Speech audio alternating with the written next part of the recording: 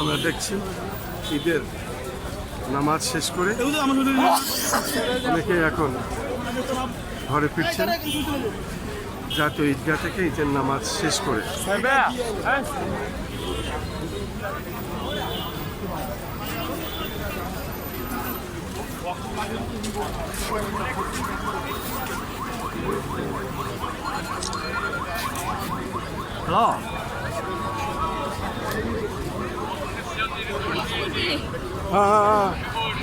তোমার তো আমার দরকার। এই যে এখানে কি বলছো? হাত মেরে একটু দেখিয়ে দাও, কথা বোঝা যাচ্ছে না। আমরা জুনিয়র খালেদা জিয়াকে পেয়েছি।